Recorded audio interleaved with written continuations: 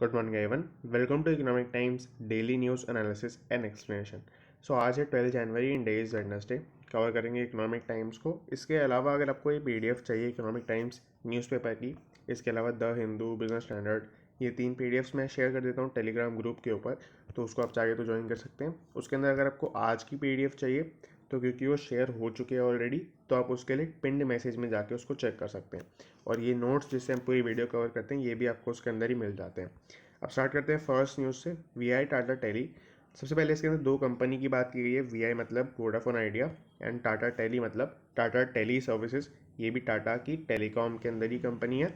और बाकी इसके अंदर Tata sky is the main brand. इसके अंदर ये दोनों ही इन्होंने ऑप्ट कर लिया है इंटरेस्ट को गवर्नमेंट इक्विटी में कन्वर्ट करने के लिए। अब यहाँ पर इंटरेस्ट किस चीज़ का है, तो इंटरेस्ट है यहाँ पर जो गवर्नमेंट ने इन दोनों कंपनीज के अंदर लोन की फॉर्म में पैसा इन्वेस्ट किया हुआ है उसकी बात यहाँ पे की जा रही है। तो उसका जो बेसिकली इंटरेस्ट है उसको वो कन्वर्ट करवाने का ऑफ़र गवर्नमेंट ने ही दिया था कि हमारा जो भी इंटरेस्ट पेंडिंग है, पहले के लोन्स जो हमारे चल रहे हैं उसका हर महीने हर साल कुछ इंटरेस्ट देना पड़ता है, तो उसका जो भी इंटरेस्ट पेंडिंग है उसको आप गवर्नमेंट इक्विटी में कन्वर्ट करा लो, हमें अपनी कंपनी के अंदर ओनरशिप राइट्स दे दो। तो इस तरीके से यहाँ पर किया है। अब यहाँ पर बेसिकली हर टेलीकॉम कंपनी को ये ऑफ़र दिया गया था, जियो को भी दिया गया था इनके अलावा, और एयरटेल को भी दिया गया था। उसके अंदर से मतलब चारों कंपनीज़ के अंदर से मेनली, या फिर हर टेलीकॉम कंपनीज़ के अंदर भी आप कह सकते हैं, उसके अंदर से इन दोनों कंपनीज़ ने, वी आई और टाटा टेली सर्विसेज ने इसको एक्सेप्ट कर लिया है और इन्होंने ऑप्ट कर लिया बेसिकली इस रिलीफ मेजर के लिए। अब यहाँ पर वी आई मतलब वोडाफोन आइडिया के अंदर गवर्नमेंट को मिलेगा 35.8% स्टेक इसके इंटरेस्ट के बदले में। टाटा टेली सर्विसेज के अंदर ये फिगर कम है, ये 9.5% पर ही है। अब इससे मेनली ये है कि गवर्नमेंट ये नहीं चाह रही है कि वो जैसे वीआई के अंदर तो बहुत बड़ा मेजोरिटी स्टेक होल्डर है, गवर्नमेंट बन चुकी है सबसे बिगेस्ट शेयर होल्डर, मतलब एक ऐसा पर्सन जिसके पास सबसे बड़ा परसेंटेज ऑफ शेयर हो, तो वो गवर्नमेंट बन चुकी है। तो आसानी से गवर्नमेंट इसको कंट्रोल कर सकती है, मैनेजमेंट अपनी इसके अंदर लगा सकती है। बट ऐसा वो नहीं चाह रहे हैं। एक नीचे आर्टिकल भी आएगा, ये सिर्फ अपने ओनरशिप को इसके अंदर बना रहे हैं ताकि ये फ्यूचर में जब कंपनी स्टेबल होगी तो वो इसको अपना एग्जिट कर लेंगे। अब यहाँ पर जो कंपनी स्टेबलाइज होएगी वो कैसे होएगी, तो बेसिकली यहाँ पर फाइनेंसेस इनके बहुत ज़्यादा इंप्रूव हो गए हैं क्योंकि इनका डेट कम हो चुका है, क्योंकि यहाँ पर ये इंटरेस्ट राइट ऑफ हो जाएगा और इक्विटी बढ़ जाएगी। तो यहाँ पर इनकी डेट टू इक्विटी रेशोज़ और बहुत सारी और रेशोज़, और फ्यूचर के अंदर जो इनको इंटरेस्ट देना पड़ता वो कम हो जाएगा। तो उसकी वजह से एक्सटर्नल फंडिंग ये अट्रैक्ट कर सकते हैं। यानी कि बेसिकली ऑफशोर मतलब जो लोग हैं वहाँ इन्वेस्टर्स हैं, वहाँ से बॉन्ड्स इशू करना या फिर कुछ भी किसी भी फॉर्म में पैसा रेज करना ये कर सकते हैं। तो ये हमने यहाँ पे पूरा देख लिया। Now let's come to this news. Tata takes over IPL sponsorship crown from Vivo. तो ये तो आपने शायद हो सकता है कल देखी भी हो न्यूज़। तो टाटा ने आईपीएल की जो स्पॉन्सरशिप होती है तो उसके अंदर आपको पता है मेन स्पॉन्सर वीवो होता है, सॉरी। तो ये बेसिकली चाइनीज़ ब्रांड था, तो टाटा ने यही इस चीज़ के ऊपर फेटिश के ऊपर बेसिकली कॉन्कर करते हुए उसको अपनी आईपीएल स्पॉन्सरशिप ले ली है for the season IPL season 2022 and 2023, तो उस सीज़न के लिए। अब यहाँ पर टाटा को आर्टिकल के अंदर एक बहुत ही अच्छे नाम से मेंशन किया हुआ था, the salt to software group. तो बेसिकली ग्रुप ऑफ कंपनीज है इसलिए यहाँ पर ग्रुप लिखा हुआ है। सॉल्ट आप सभी को पता है, टाटा सॉल्ट सबसे फेमस ब्रांड है सॉल्ट्स के अंदर इंडिया के अंदर। उसके अलावा सॉफ्टवेयर के अंदर है टीसीएस। तो बेसिकली कई ग्रुप ऑफ कंपनीज को ऐसे रेफ़र किया जाता है जो उनके मेन ब्रांड्स होते हैं, उसके अंदर बीच में टू ऐसे करके ये रेफ़र किया जाता है। इसका मेन एम ये है कि ताकि वो प्रमोट कर सकें फुटबॉल को, लीग्स बेसिकली फुटबॉल लीग्स जितनी पॉपुलर हैं यूरोप की, जैसे आपको ला लीगा पता होगी, या कुछ इंग्लैंड की लीग्स भी हैं, प्रीमियर लीग वगैरह, तो वो सब जितनी फेमस हैं उतनी फेमस वो करना चाहते हैं अपनी आईपीएल की लीग को। तो ऑलरेडी ये बहुत सारी कंट्रीज़ के अंदर, और 100 कंट्रीज़ के अंदर देखा जाता है। तो टाटा ने अपनी मतलब विजन स्टेटमेंट के अंदर जब आईपीएल की स्पॉन्सरशिप को अनाउंस किया था तो यही बोला था कि वो अपनी फुटबॉल लीग्स की तरफ प्रमोट करना चाहते हैं यूरोप की। तो ये हमने यहाँ पे पूरा देख लिया, इतनी कोई खास न्यूज़ इसके अंदर नहीं थी। Government wants no role in VI operations, plans to exit once company stabilises. सबसे पहले जो ओपीएस लिखा हुआ था, जो मैंने ऑपरेशंस रीड किया, तो ये इसकी शॉर्ट फॉर्म है ओपीएस। ऑपरेशन इसका मीनिंग होता है, इसका मीनिंग होता है मतलब वैसा मीनिंग ऑपरेशन का मीनिंग होता है मेन काम कंपनी का जो है। तो वो ऑपरेशंस होते हैं। अब यहाँ पर गवर्नमेंट, मैंने आपको पहले ही बोला था कि वो नो रोल चाहती है, कोई रोल नहीं चाहती है बेसिकली वीआई के ऑपरेशंस के अंदर। वो एग्जिट करना चाहती है वंस द कंपनी स्टेबलाइजेस। तो जैसे ही कंपनी नॉर्मल कंडीशंस पर आ जाती है, अपना डेट रीपे करने की हालत में आ जाती है, तब वो उसको एग्जिट कर देगी, अपने स्टेक को सेल कर देगी मार्केट के अंदर, डिस्पाइट होल्डिंग 35.8%। तो यही मैंने आपको ऊपर भी बताया था कि 35.8% होल्ड करने के बावजूद, जो कि एक कंट्रोलिंग स्टेक के लिए बहुत बड़ी फिगर है, तो वो आराम से ही कर सकती है कंट्रोल, बट ऐसा नहीं करना चाह रही है। No intentions to run it like state run company, तो ये मैंने आपको बता दिया है। इसको मतलब बेसिकली गवर्नमेंट ओन्ड कंपनी की तरह रन ये नहीं करना चाहते हैं। अब यहाँ पर चलते हैं नेक्स्ट न्यूज़ के अंदर। Can take funds from Amazon Future to SC. तो मैं यहाँ पे थोड़ा आपको बैकग्राउंड दूंगा फ्यूचर और अमेजोन रिटेल और आपका जो रिलायंस का केस चल रहा है उसका। मैंने 2-3 बार बताया हुआ है, तो अगर आपको पता है तो आप इसको स्किप कर सकते हैं थोड़ा सा। तो अगर आपने स्किप नहीं किया, आप देख रहे हैं, तो इसके अंदर फ्यूचर कूपन्स प्राइवेट लिमिटेड करके एक कंपनी है, उसकी फुल्ली ओन्ड सब्सिडरी है FRL, फ्यूचर रिटेल लिमिटेड। ये मेन कंपनी है जो ओन करती है बिग बाज़ार ब्रांड को, और बहुत सारे और ब्रांड्स जो इसके छोटे छोटे ब्रांड्स हैं, जैसे इजी बाज़ार भी है, और यहाँ पर FBB फैशन बिग बाज़ार है, सेंट्रल भी इन्हीं का ब्रांड है। तो ऐसे कुछ रिटेल ब्रांड्स के अंदर बेसिकली कंपनी काम करती है। अब ये क्या हुआ कि कुछ सालों पहले, मैं आपको डेटा नहीं बता रहा हूँ किस साल के अंदर कितनी फंडिंग मिली, कितना परसेंटेज वगैरह था, क्योंकि उससे स्टोरी कॉम्प्लिकेट हो जाती है। उसके अंदर FRL के अंदर बेसिकली अमेजोन ने एज एन इन्वेस्टमेंट इसको पैसे दिए। वहाँ पर अमेजोन जो इन्वेस्टमेंट कॉन्ट्रैक्ट था बेसिकली, उसके अंदर लिखा था कि कुछ कंपनीज़ को जो FCPL है वो अपना कुछ भी असेट सेल नहीं कर सकता। कुछ भी असेट सेल नहीं कर सकता मतलब FRL भी उसका एक तरीके से असेट ही है, क्योंकि वो सब्सिडरी है तो असेट ही है एक तरीके से। अब यहाँ पर कुछ भी किसी को सेल किन किन कंपनी को नहीं कर सकता था, उसके अंदर से एक था रिलायंस। अब यहाँ पर क्या हुआ, कुछ टाइम पहले FRL बिल्कुल बैंकरप्सी के कंडीशंस पर पहुँच गया था, बहुत फाइनेंशियल क्रंच चल रहा था। तो उसके अंदर उन्होंने कुछ प्रपोजल्स निकाले कि वो रिलायंस को अपना कुछ इक्विटी का शेयर बेचने वाले हैं। और उसके लिए क्या हुआ कि यहाँ पर फिर ऑब्वियसली बात है कि अमेजोन ने केस किया। अब अमेजोन ने, अगर आपको थोड़ा सा ये चीज़ सेंस में समझ में आ रही है कि ऐसा क्यों किया था, तो वो इसीलिए किया था ताकि वो रिटेल बिजनेस के अंदर एक्सप्लॉइट कर सके और ज़्यादा मार्केट। और रिलायंस रिटेल के ओपन होने के बाद ये मतलब मुश्किल था, तो अमेजोन ने इसीलिए एक क्लॉज डाला था कि जो बिग बाज़ार की पूरी चेन है और जो ब्रांड इमेज है, ताकि उसको रिलायंस ना यूज़ कर सके, क्योंकि वो अमेजोन को बेसिकली भारी पड़ेगा। तो इस वजह से ये हुआ। अब यहाँ पर रिलायंस और अमेजोन और FRL के बीच में बहुत सारे केसेस चल रहे हैं कि हम ये क्यों फंडिंग ना देने दें, और मतलब हम आपने जो क्लॉज पहले डाला था वो गलत था, वो आपके बेसिक जो ट्रेडिंग के रूल्स होते हैं, जो आपके बिजनेस के रूल्स होते हैं उससे गलत है, मतलब उसको फॉलो नहीं करता है। तो वो सब बहुत सारी लीगल डिस्प्यूट चल रहे हैं, उससे हमें फ़र्क नहीं ज़्यादा पड़ना चाहिए। अब सुप्रीम कोर्ट के अंदर ये मैटर कुछ दिनों से चल रहा था। कल फाइनल हियरिंग के अंदर कोई हियरिंग आई नहीं है, पहली बात तो उन्होंने स्टे लगा दिया है, अग्रीमेंट पे लगा दिया, मतलब और कोई जज आएगा वो इस पूरी प्रोसीडिंग को सुनेगा, और हो सकता है कि कुछ आगे फ्यूचर में हो। बट उसके अलावा यहाँ पर क्या है, अब इस न्यूज़ के अंदर ये बताया गया है कि सुप्रीम कोर्ट ने बेसिकली प्रपोजल दिया फ्यूचर को कि आपको अभी जो फंड्स की रिक्वायरमेंट है वो आप डेट की फॉर्म में या किसी और फॉर्म में अमेजोन से या किसी और कंपनी से ले लो। तो यहाँ पर क्योंकि वो एक लॉजिकल सा स्टेप दिखता है, तो वो बेसिकली उसको फ्यूचर ने बेसिकली रिजेक्ट कर दिया है, can't take funds from Amazon. तो अब आपको समझ में आ रहा होगा कि वो फंड्स अमेजोन से नहीं ले सकते, ऐसा वो कह रहे हैं। ये क्यों कह रहे हैं, उनका इन्होंने एक रीज़न ये बताया है कि यहाँ पर इंडिया के जो रूल्स हैं FDI पॉलिसी में, वो कंड्यूसिव नहीं है। मतलब वो इस चीज़ को सपोर्ट नहीं करते हैं कि हम, जैसे अमेजोन एक बाहर की कंपनी है और फ्यूचर एक इंडिया की कंपनी है, तो बाहर की कंपनी को इंडिया के अंदर इन्वेस्टमेंट करनी है, तो एक तरीके से फॉरेन अभी ऑलरेडी जितना होल्ड करते हैं उससे ज़्यादा ऊपर जाना इनके लिए फीजिबल नहीं है, ऐसा ये कह रहे हैं according to FDI rules of India. तो इसके बेसिस पे SC ने, मतलब सुप्रीम कोर्ट में हियरिंग खत्म हो चुकी है। अच्छा हाँ, FDI रूल्स में क्या है कि हर इंडस्ट्री के लिए अलग अलग है, तो इन्होंने एक और ये चीज़ स्पेसिफाई करी है कि ये जो कह रहे हैं वो मल्टी ब्रांड रिटेल के अंदर बात कर रहे हैं। मतलब मल्टी ब्रांड होता है कि आप एक ही रिटेल शॉप के अंदर या एक चेन ऑफ रिटेल शॉप्स के अंदर बहुत बहुत सारे ब्रांड्स के बेचो प्रोडक्ट्स। तो बिग बाज़ार के अंदर आपको पता है लगभग हर चीज़ मिलती है। तो वो यहाँ पर है जो क्लॉज इन्होंने डाला है, इसके बेसिस पे इन्होंने अभी सुप्रीम कोर्ट की हेयरिंग को एडजर्न करवा दिया कि अभी होगी, फ्यूचर के अंदर वापस से होगा ये पूरा केस। तो ये हमने पूरा डिस्कस कर लिया। और मैं अगर आपको एक छोटी सी और फैक्ट बताऊं, तो इसके अंदर एक चौथी कंपनी है DMart, हो सकता है आपने इसका नाम सुना हो। राधा कृष्ण दमानी काफ़ी फेमस पर्सनैलिटी हैं, वो लगभग उन्होंने ही फाउंड किया कंपनी, नहीं तो वो मेजर इन्वेस्टर तो वो हैं। तो डीमार्ट इस सबसे प्रॉफिट बहुत ज़्यादा कमा रही है, क्योंकि ये बेसिकली तीनों की लीगल इमेज डाउन हो रही है, तो उससे डीमार्ट प्रॉफिट ज़्यादा कमा रही है इसके अंदर। तो ये हो गया यहाँ पर। अच्छा, मैं आपको एक और छोटा सा फैक्ट बताता हूँ टाटा टेली सर्विसेज के बारे में।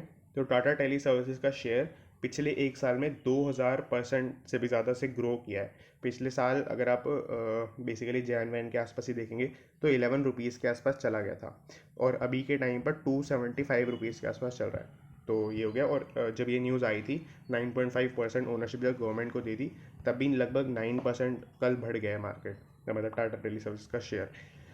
तो हमने देख लिया crypto industry brainstorms for ad guidelines. तो बेसिकली आप सभी को पता है क्रिप्टो इंडस्ट्री को रेगुलेट करने की लगातार बातें चली रही हैं गवर्नमेंट के अंदर। तो उसके अंदर ये है कि एड्स जो क्रिप्टो करेंसीज के प्लेस करते हैं, जैसे कॉइन DCX, कॉइन जो स्विच कुबेर और वजीर एक्स, ये सब काफ़ी ज़्यादा एडवर्टीजमेंट करते हैं। तो वो जो गाइडलाइंस हैं वो इन्होंने पब्लिश कर दी हैं। कुछ एक इनिशियल लिस्ट तो कम से कम आ ही चुकी है, जिसके अंदर डूज एंड डोंट्स लिखे हुए हैं कि वो क्या क्या अपने एड्स के अंदर दिखा सकते हैं, क्या क्या नहीं दिखा सकते हैं। तो बेसिकली ज़्यादातर डोंट्स ही लगाए जाते हैं कि आप ऐसा मत दिखाइए। तो उसके अंदर पहला है यहाँ पर कंपैरिजन विद अदर असेट्स। तो कंपैरिजन मतलब वही है कि आप इसके अंदर इन्वेस्ट मत करो, इसके क्रिप्टो के अंदर इन्वेस्टमेंट करो, ऐसी सब स्टेटमेंट इसके अंदर नहीं बोल सकते हैं। Don't think twice before investing, या ऐसा कुछ स्टेटमेंट भी नहीं बोल सकते हैं कि अगर आपने अभी इन्वेस्टमेंट नहीं किया तो आपको बहुत ज़्यादा लॉस हो जाएगा, आप पूरी जनरेशन आपकी पूरी पीछे चली जाएगी, या ऐसा कुछ आप नहीं बोल सकते हैं।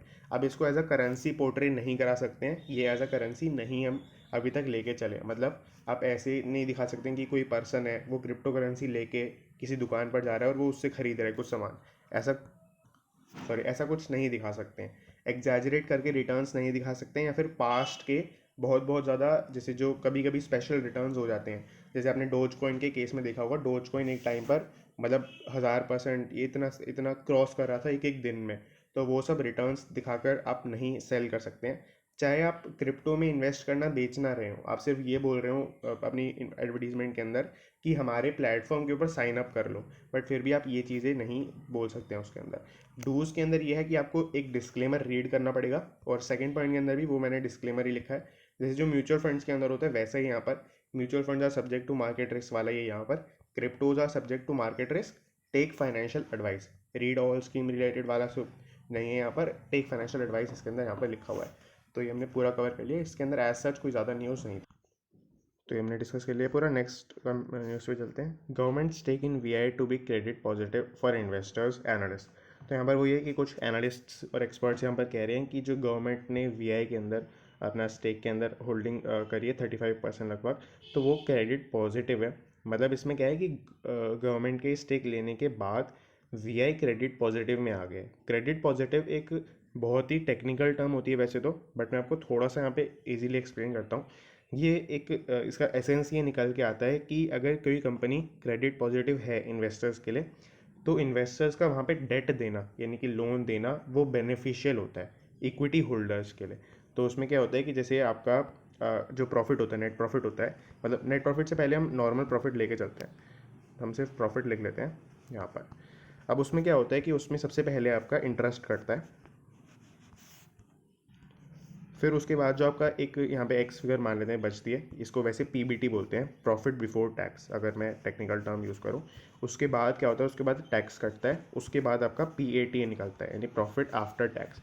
अब इसमें क्या होता है कि यहाँ पर इंटरेस्ट रेट अगर बढ़ेगा, क्योंकि आपका डेट बढ़ रहा है, डेट बढ़ रहा है मतलब आपका जो भी लोन लिया है आपने उसके ऊपर इंटरेस्ट रेट आपको ज़्यादा, मतलब इंटरेस्ट रेट बढ़े ना बढ़े बट आपका टोटल इंटरेस्ट का अमाउंट बढ़ जाएगा।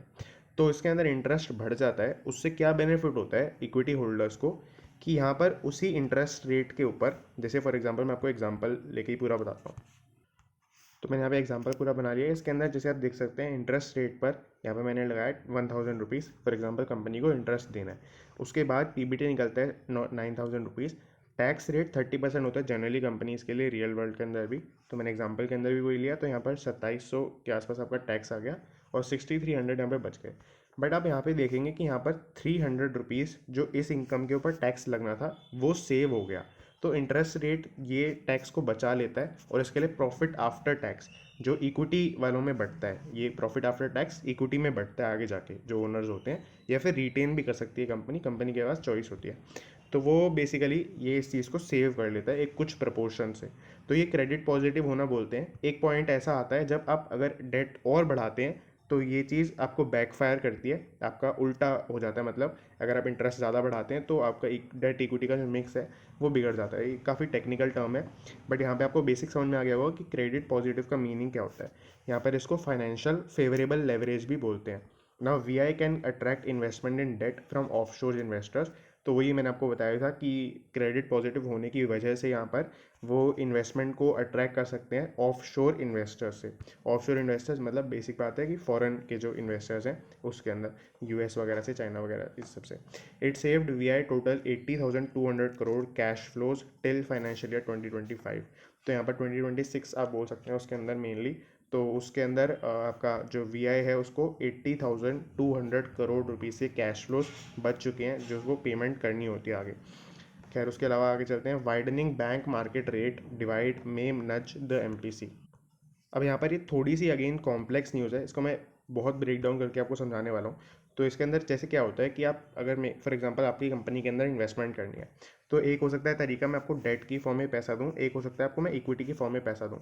तो इक्विटी की फॉर्म में मैं आपकी कंपनी, सेम कंपनी से ज़्यादा रिटर्न्स एक्सपेक्ट करूँगा। क्यों करूँगा? क्योंकि मैं उसके अंदर इंटरेस्ट रेट नहीं ले रहा हूँ आपसे, आपके प्रॉफिट में शेयर ले रहा हूँ। और आपको प्रॉफिट हो ना हो, आप मुझे दें या ना दें, अपनी कंपनी के अंदर भी रख सकते हैं। तो वो सब इसके अंदर रिस्क्स होते हैं। तो अगर फॉर एग्जांपल मैं डेट से 10% डिमांड कर रहा हूँ, तो मैं उसी सेम कंपनी से इक्विटी के अंदर 12% फॉर एग्जांपल डिमांड करूँगा। अब यहाँ पर ये 10% या 12% डिसाइड कैसे होता है, ये इससे थोड़ी रिलेटेड न्यूज़ है। अब इसके अंदर क्या होता है, एक चीज़ होती है गवर्नमेंट जो इशू करती है, that is T bills, treasury bills. आपने गवर्नमेंट की ट्रेजरी खाली हो गई या ट्रेजरी के अंदर ज़्यादा पैसे चल रहे हैं, ये सब चीज़ें सुनी होंगी। तो इससे रिलेटेड बिल्स होते हैं, ये मेनली ट्रेजरी के अंदर ही पैसा जाता है। एक गवर्नमेंट को लोन, शॉर्ट टर्म लोन लेने का तरीका होता है, गवर्नमेंट टी बिल्स इशू कर देती है। अब टी बिल्स क्योंकि बहुत ज़्यादा सिक्योर होते हैं, तो टी बिल्स को माना ही जाता है कि टी बिल्स पे जितना इंटरेस्ट रेट दे रही है गवर्नमेंट, वो एक स्टैंडर्ड बेस रेट लेके चलते हैं। मतलब उसके ऊपर हम थोड़े और कंपोनेंट्स को जोड़ते हैं इंटरेस्ट में। उसके बाद ये हमें डेट पे कितना चाहिए, इक्विटी पे कितना चाहिए, वो सब हम डिसाइड करते हैं। अब यहाँ पर हुआ क्या है न्यूज़ के अंदर, हो सकता है आपको थोड़ा अब सेंस बने इस बात का कि टी बिल्स जो है, उन्होंने सबसे पहले ये वाला पॉइंट देखेंगे। टी बिल्स ने 0.3% से लेकर 0.9% अलग अलग शॉर्ट टर्म मतलब होते हैं, कुछ तो एक महीने के होते हैं, कुछ एक साल के टी बिल्स होते हैं। तो वो सब, या जितना आप अमाउंट इन्वेस्ट करते हैं उसके हिसाब से आपको पैसे मिलते हैं, इंटरेस्ट रेट मिलता है। तो वो सब इसमें इन्होंने यील्ड हायर की है। यील्ड हायर मतलब इंटरेस्ट रेट ज़्यादा दिया है गवर्नमेंट ने, जितना प्रॉमिस किया था उससे 0.37% से लेकर 0.9% ज़्यादा दिया है। और ये बहुत बड़ी फिगर्स होती हैं इंटरेस्ट रेट्स के वर्ल्ड में या इसके पूरे वर्ल्ड में ना, इतना हायर दिया। इसकी वजह से बेस इंटरेस्ट रेट जो मैंने अभी आपको बोला वो पूरा हिल गया है। उसकी वजह से क्या हुआ है कि आपके जो बैंक्स हैं वो उनको अपना इंटरेस्ट रेट बढ़ाना पड़ेगा। अब बैंक्स इंटरेस्ट रेट बढ़ा रहे हैं तो उसमें क्या है कि बैंक्स जहाँ से लोन लेते हैं, फॉर एग्जांपल बैंक्स लेते हैं आरबीआई से लोन। आरबीआई से लोन लेने में मैंने आपको एक कॉन्सेप्ट पहले बताया था, रेपो रेट का। आरबीआई बैंक्स को लोन देता है रेपो रेट पर। तो रेपो रेट, आरबीआई के पास ये मौका है, क्योंकि सिंस बैंक्स ज़्यादा चार्ज कर रहे हैं अपने इंटरेस्ट रेट्स को, तो आरबीआई अपने रेपो रेट को बढ़ा सकता है। तो ये आरबीआई के पास यहाँ पर मौका है। यही एक्सप्लॉइट करने की बात यहाँ पर की जा रही है कि जो बैंक और मार्केट का रेट में डिफरेंस चल रहा है, जो मैंने आपको पूरा एक्सप्लेन किया ढंग से, डिवाइड में नज द एमपीसी, मतलब ये चीज़ अट्रैक्ट कर सकती है एमपीसी को। एमपीसी क्या है? एमपीसी मतलब एक तरीके से आरबीआई के अंदर आप इसको पूरा मान सकते हैं। और ये इसकी फुल फॉर्म है मॉनेटरी पॉलिसी कमेटी। ये मॉनेटरी पॉलिसी बनाती है, मेन काम इनका रेपो रेट डिसाइड करने का ही होता है। रेपो रेट इतना इंपॉर्टेंट रेट होता है, मैं इतनी बार एक्सप्लेन कर चुका हूँ, इसीलिए किया है मैंने कि वो बहुत बहुत इंपॉर्टेंट रेट होता है इकोनॉमी के लिए। अब उसको इंटरेस्ट रेट, अपने रेपो रेट को बढ़ाना ही पड़ेगा। तो यहाँ पर ये मतलब बढ़ाना पड़ेगा ऐसा नहीं बोलना चाहिए, वो बढ़ाएगी तो उसको बेनिफिट ऑब्वियस सी बात है कि होगा यहाँ पर। तो ये हमने देख लिया। और बढ़ाने से एक और बेनिफिट ये हुआ, क्योंकि वो यहाँ पर टी बिल्स के ऊपर भी एक तरीके से गवर्नमेंट ही पैसा दे रही है। तो यहाँ पर अगर आरबीआई को पैसा मिलता है तो वो गवर्नमेंट को पैसे मिलने जितना ही एक ही बात है। तो अगर रेपो रेट बढ़ाती है तो गवर्नमेंट को, आरबीआई को पैसा मिलेगा, तो वो गवर्नमेंट को टी बिल्स को फाइनेंस करने में भी हेल्प करेगा। TCS इन्फी इन्फोसिस, इसका मीनिंग है विप्रो में post strong Q3 numbers today on robust demand. तो रोबस्ट का मीनिंग होता है हेल्दी डिमांड। तो हेल्दी डिमांड के चलते TCS आप सभी को पता है, इन्फोसिस और विप्रो भी आप सभी को पता है, इसके अंदर ये तीनों ही IT जाइंट्स हैं इंडिया के सबसे बड़े। इसके अलावा एक HCL टेक्नोलॉजीज को बोला जाता है, वो भी 4th प्लेस पर ही आएगा। ये टॉप 3 में यही चलते हैं। तो ये यहाँ पर कौन से नंबर्स को पोस्ट करेंगे, नंबर्स का मीनिंग होता है बेसिकली रेवेन्यू, प्रॉफिट, सेल्स, ये कुछ नंबर्स होते हैं। आप बेसिक टर्म्स के अंदर फाइनेंशियल्स इनको अपनी कंपनी के बोल सकते हैं। अभी Q3 के फाइनेंशियल्स क्या है, तो Q3 के बेसिकली मीनिंग है जो आपका अक्टूबर नवंबर दिसंबर 2021 का पीरियड है, वो Q3 का पीरियड है। तो उसकी रिपोर्टिंग ऑब्वियसली बात है दिसंबर के बाद ही होगी, तो वो मिडवे नेक्स्ट मंथ में जनरली हर क्वार्टर की रिपोर्टिंग हो जाती है। तो क्योंकि हम 12 जनवरी पे खड़े हैं, तो यहाँ पर 15 जनवरी तक हमें ये रिपोर्ट्स देखने को मिल सकती है। और यहाँ पर जैसे बोला जा रहा है तो आज भी देखने को मिल सकती है जब मैं ये वीडियो बना रहा हूँ। Now share of SIPs in total assets of MF industry, MF मतलब म्यूचुअल फंड है यहाँ पर, hits a record high in December. तो यहाँ पर मैं आपको बेसिक भाषा के अंदर बताता हूँ। म्यूचुअल फंड्स के अंदर इन्वेस्ट करने के बेसिकली 2 तरीके होते हैं। आप एक लमसम अमाउंट डाल सकते हैं, उसके अलावा आप SIPs करवा सकते हैं। आई होप आपको दोनों टर्म्स ये क्लियर होंगी। लमसम मतलब आप एक ही बारी में बड़ा अमाउंट डालते हैं, या छोटा अमाउंट मतलब एक ही बारी में डाल देते हैं, फिर उसके बाद रिपीटेडली इन्वेस्टमेंट नहीं करते हैं। SIPs के अंदर रिपीटेडली इन्वेस्टमेंट मंथली बेसिस पे, बाई मंथली बेसिस पे, मंथ में 2 बार बेसिस पे, ऐसे कुछ बेसिस पे होती रहती है। तो इन्होंने जो SIPs का है वो अपने टोटल एसेट्स के अंदर अपना जो परसेंटेज ऑफ शेयर है वो सबसे ज़्यादा पे चल रहा है आज की डेट में। इनका एवरेज रहता है 11%, और दिसंबर के अंदर ही एवरेज मतलब दिसंबर के अंदर SIP का share total assets of mutual funds के अंदर रहा 15% पर। तो ये काफ़ी ज़्यादा अच्छी फिगर है। इसके अंदर अगेन वही दिखता है जो हमने कल भी देखा था कि पर्सनल लेवल पर इनकम लोगों की बढ़ रही है। तो यहाँ पर देखते हैं नेक्स्ट न्यूज़ पे, government keen on extension of relaxed solvency margins for PSU insurance. तो बेसिकली ये थोड़ी सी कॉम्प्लेक्स करके फालतू में दी हुई है न्यूज़। इसके अंदर क्या है कि यहाँ पर जो भी गवर्नमेंट बेस्ड इंश्योरेंस कंपनीज़ हैं, जिसके अंदर LIC सबसे बड़ा नाम आता है, बट सिर्फ वही नहीं है, और भी कंपनीज़ हैं इसके अंदर। PSU इंश्योरर्स इन्होंने इसके लिए टर्म यूज़ किए। अब यहाँ पर इनके लिए गवर्नमेंट क्या चाह रही है, पहले मैं आपको अभी का सिनेरियो बताता हूँ जो पास्ट मैंने करके लिखा हुआ है। IRDAI एक बॉडी है, insurance regulation and development authority of India. ये इंश्योरेंस का RBI आप इसको बोल सकते हैं। इंश्योरेंस में ये रेगुलेट करता है। तो इंश्योरेंस के अंदर इन्होंने एक मार्जिन बना रखा है 1.5% का। अगर 1.5% सॉल्वेंसी से नीचे जाता है कोई बैंक, तो उसको IRDAI हेल्प करता है। RBI से पैसे लेके, गवर्नमेंट से पैसे लेके, कैसे भी पर हेल्प करता है, फाइनेंशियल हेल्प करता है। तो उसके अंदर क्या होता है, हाँ मैंने बता दिया, देन गवर्नमेंट वुड हेल्प। तो इसके अंदर अब गवर्नमेंट ये चाहती है कि गवर्नमेंट डिस्कशन करके IRDAI के साथ कि इसको और थोड़ा रिलैक्स किया जाए, पर्टिकुलरली PSU इंश्योरेंस के लिए। PSU इंश्योरेंस मतलब मैंने अगेन गवर्नमेंट के जो इंश्योरेंस कंपनीज हैं उनके लिए गवर्नमेंट का प्लान है कि वो अपने LIC को प्राइवेटाइज कर दे। तो उसके लिए अगर फ्यूचर में कुछ होता है ऐसा कुछ, तो वो अपने बैकअप प्लान को तैयार करने की स्टार्ट करें। और इस वाले जो आपका कह सकते हैं कि ये जो पूरा 1.5% का मार्जिन ये सब है, तो उससे गवर्नमेंट ने अभी तक 12,500 करोड़ रुपए इन कंपनीज को दे दिए हैं पिछले 2 सालों के अंदर अंदर, जब ये मार्जिन वापस पहले उस टाइम रिवाइज हुआ था। तो ये हमने पूरा डिस्कस कर लिया है, वो आपको क्लियर होगा। इसीलिए न्यूज़ के अंदर ऊपर भी लिखा है कि government keen on extension of relaxed solvency margins, कि वो अपने जो रिलैक्स हुए हुए हैं ऑलरेडी मार्जिन्स, उनको भी एक्सटेंड करने की बात कर रहे हैं। तो ये हमने यहाँ पे पूरा देख लिया। मैंने आपको एक छोटा सा यहाँ पे इंटरेस्टिंग सा फैक्ट बताने की कोशिश की है कि मई 2021 से लेकर नवंबर 2021 तक IRDAI में कोई चेयरमैन ही नहीं था। तो मतलब अब अभी ये ऑब्वियसली अपॉइंट हो गए हैं। सुभाष करके एक हैं, मेरे को पूरा नाम नहीं याद है, IAS हैं वो भी। तो वो अपॉइंट हो गए हैं, बट अभी के लिए अभी तक कोई नहीं था, नवंबर लास्ट तक भी कोई नहीं था। MSME audit relief, regulator looks to redraft its proposal. तो ये लास्ट न्यूज़ है आज की। इसके अंदर MSME होता है basically micro small and medium enterprises.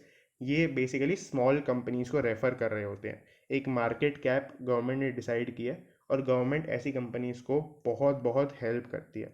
Startup incubation में जितना गवर्नमेंट स्पेंड करती है, उससे बहुत ज़्यादा स्पेंड करती है इस वाले सेक्टर के अंदर। क्योंकि स्टार्टअप से थोड़ी जब कंपनी ऊपर उठ जाती है, थोड़ा अच्छे नंबर शो करती है, 2-3 साल की ग्रोथ अच्छी रहती है, तब कंपनी इसके अंदर कैटेगरी के अंदर आती है। बाकी मैं आपको डिटेल कैटेगरी नहीं बता रहा हूँ, क्योंकि वो डेटा बहुत ज़्यादा हैवी हो जाएगा। उसके अंदर ये जिनका ऑडिट होता है, अब ऑडिट होता क्या है, पहले अगर आप में से कोई बैकग्राउंड से नहीं है तो मैं आपको बताता हूँ। ऑडिट होता है मीनिंग कि जो बुक्स ऑफ अकाउंट बनती हैं ये जो एंटरप्राइजेस हैं उनकी, वो मैं मान लेते हैं मैं अपना बिजनेस खोल रखा है, मेरे को आपको बताना है कि मैंने कैसा परफॉर्म किया।